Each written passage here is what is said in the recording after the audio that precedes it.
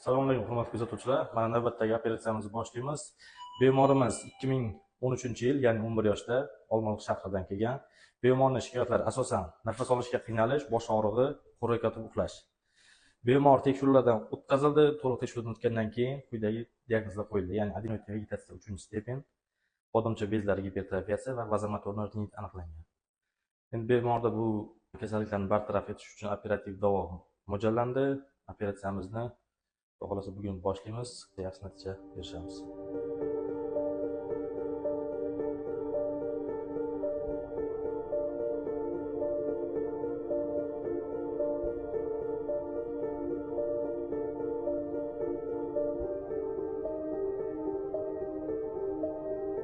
Mana adenoid vegetatsiyasi kattalashib ketgan.